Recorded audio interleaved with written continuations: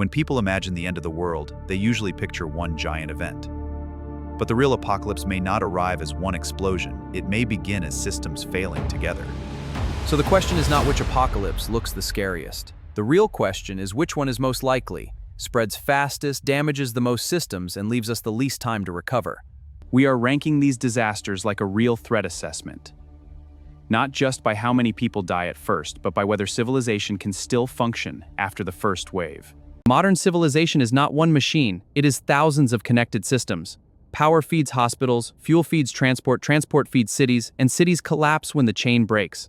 Movies make the apocalypse look loud, but the realistic version is quieter and more terrifying. Hospitals stop working, food stops moving, power stops flowing, and people realize help is not coming fast enough. We start with the disasters that could be catastrophic, but either happen less often, give us warning, or remain regional. Then we move toward the threats that can break the world from the inside. An asteroid impact is one of the most cinematic apocalypse scenarios, and the damage can be unimaginable. But it ranks lower because large threats are often detectable before they arrive. In space, this does not look like panic. It looks silent. A rock moving at cosmic speed can carry more energy than anything humanity could control once it is too close. The best defense is not blowing it up at the last second. The real strategy is early detection, years of warning, and a small change in trajectory before the asteroid reaches Earth. A large enough impact does not just destroy the impact zone. It can throw dust into the atmosphere, ignite fires, damage climate systems, and turn a local strike into a global survival problem. Even a smaller impact could erase a city or region. The terrifying part is how fast normal life disappears. Roads gone, hospitals buried, communications broken, and the sky turned into smoke. And that is why asteroid impact starts the list. It is horrifying, but not the most likely collapse scenario. If humanity sees it early enough, science may give us a fighting chance. A supervolcano does not have to destroy the entire planet to become an apocalypse-level threat. Its real danger is ash, climate disruption, crop failure, and months or years of global instability. The threat begins underground. Pressure builds, rock fractures, gases rise, and the surface can deform long before the eruption. The warning signs may exist, but stopping the system is not realistic. Once the eruption begins, the local area is already lost. Pyroclastic flows, ash, heat, and pressure move faster than most escape plans can handle. The eruption zone is only the beginning. Ash can ground flights, poison air, damage engines, bury roads, contaminate water, and threaten agriculture far from the volcano itself. Ash is not just dust. It is heavy, abrasive, dangerous to breathe, and destructive to machines. Enough of it can shut down a city without a single lava flow reaching it. A supervolcano could damage the world for years, but it does not automatically end humanity overnight. The disaster is massive, but survivable if food, shelter, and coordination hold. A megaquake is terrifying because the energy is already stored underground. The question is not always if it happens, but when the locked fault finally slips. In a major quake, the ground becomes the weapon. Buildings sway, bridges twist, roads split, and the systems people need for escape can fail in the same moment. The earthquake does not only damage buildings, it destroys movement. If bridges, highways, and ports fail, emergency response slows down exactly when speed matters most. For coastal communities, the quake may only be the first hit. The second threat comes from the ocean, and in some places the warning time is measured in minutes. A tsunami does not look like a normal wave. It arrives like the ocean changing shape, carrying buildings, boats, cars, and debris into anything still in its path. After the water pulls back, the disaster is still not over. Roads are gone, hospitals are damaged, clean water is contaminated, and rescue teams may not reach everyone fast enough. Megaquakes are among the most devastating regional disasters on Earth, but they do not collapse the entire planet. The world survives, even if the affected region changes forever. Natural disasters are brutal, but human systems can fail faster. The next threats are dangerous because they come from decisions, technology, conflict, and the fragile networks we built ourselves. Nuclear escalation ranks higher because it is not a natural event. It is a human decision chain where minutes, fear, and misunderstanding can matter as much as the weapons themselves. Once missiles are in flight, the disaster becomes almost impossible to slow down. The timeline shrinks from years to hours to minutes, and civilization depends on choices already made.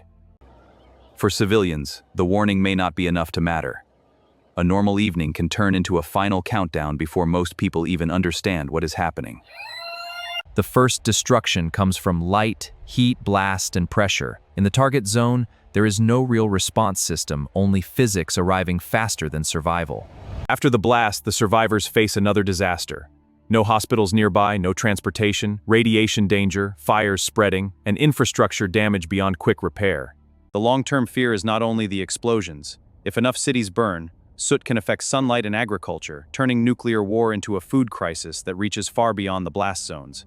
Nuclear escalation is one of the worst possible disasters, but it still depends on human decisions, command chains, and political failure, which is why it is not number one.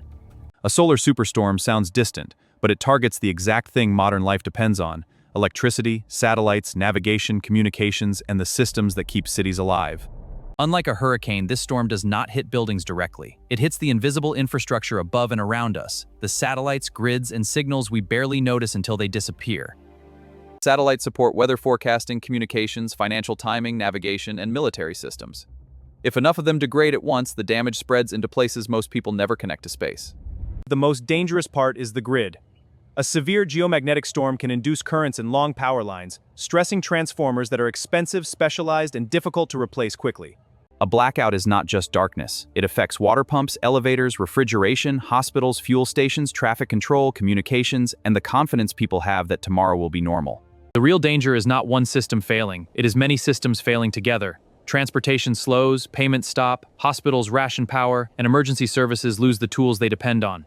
A solar superstorm may not kill millions on day one, but if it disables power for long enough, the second-order effects become the real apocalypse. A pandemic ranks this high because biology moves through people. And in a connected world, a small outbreak can cross borders before anyone fully understands what it is. The early phase is the most dangerous because it looks normal. People still fly, work, gather, and travel, giving the pathogen exactly what it needs: movement. Disease spread is not always intuitive. One person infects a few, those few infect more, and by the time the curve looks obvious, the outbreak may already be ahead of response. The danger is not only the disease itself. It is what happens when hospitals cannot treat normal emergencies because every bed, worker, ventilator, and supply chain is already under pressure. To slow the spread, society has to change behavior fast. That means closed businesses, restricted movement, empty streets, and an economy forced to slow down for survival. Pandemics create fear, and fear changes behavior. People stockpile, schools close, freight slows, workers get sick, and the social effects begin spreading alongside the virus. Pandemics can kill millions and shake the world, but science can adapt. Testing, vaccines, behavior changes, treatments, and public health systems give humanity a path back. Cyber blackout ranks above pandemic because it can strike the nervous system of civilization directly. Power, money, hospitals, shipping, and communications all depend on digital control. The scariest cyber attack does not just steal data. It reaches the systems that move water, energy, trains, traffic, and fuel, turning invisible code into physical disruption. Most people do not carry enough cash, food, or fuel for a long disruption. If payments fail, normal commerce starts breaking almost immediately. This is ridiculous. I need my groceries. When transportation fails, everything slows. Food deliveries, medical supply chains, emergency response, commuters, fuel movement, and the ability to evacuate from any other crisis. Hospitals are not separate from the network. Records, lab systems, pharmacy orders, imaging, scheduling, and emergency communications all become harder when digital systems fail. The physical shortage may not even be immediate. Fear of shortage is enough. Once people believe the system is failing, panic buying can create the very crisis they fear.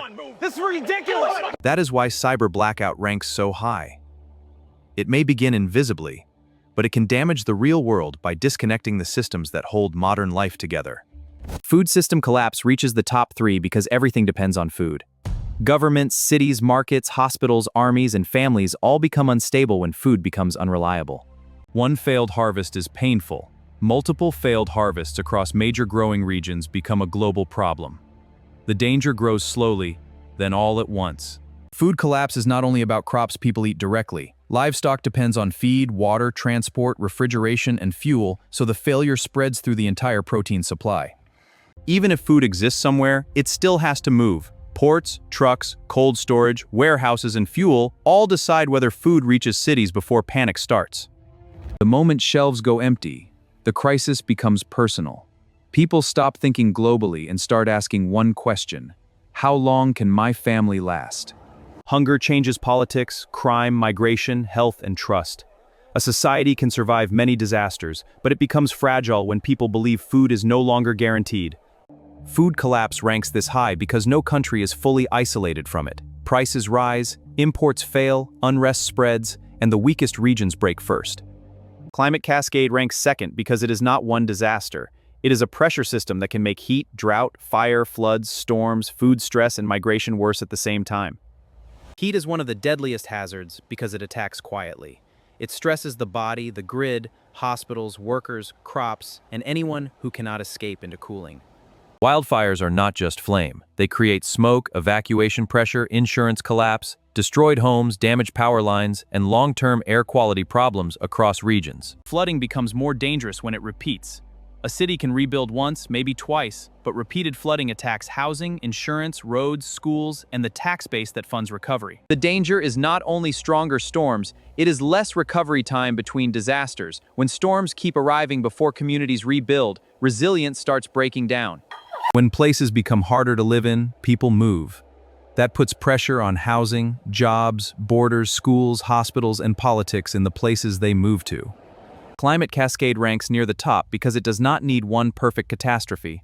It works slowly, globally, and repeatedly, making every other disaster harder to survive.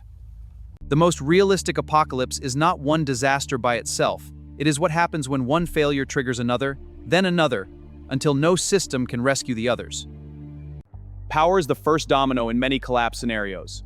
Without electricity, water systems, fuel pumps, communications, hospitals, refrigeration, and traffic control all begin degrading. Once water pressure fails, the problem becomes immediate. Drinking water, sanitation, hospitals, firefighting, and basic hygiene all depend on systems most people never see. Emergency services do not run on bravery alone. They need fuel, medicine, roads, staffing, communications, electricity, and supply chains. When those fail together, response collapses. Public order depends on trust. When people believe food, water, power, medicine, and safety are gone, the disaster moves from infrastructure into human behavior. This is what makes cascading collapse different. There is no single monster to kill, no single fire to put out, and no single switch that turns civilization back on.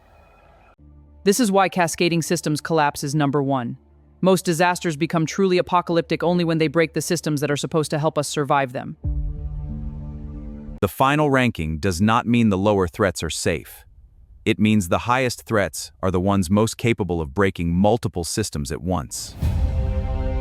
The uncomfortable truth is that survival depends less on one bunker and more on stability. Power, food, water, medicine, communication, and trust are what keep the modern world alive. So now the question goes to you. Which apocalypse do you think is most realistic? The one that hits from space, the one we create ourselves, or the collapse chain already hiding inside the system? Subscribe to After Theories if you dare. We'll be watching.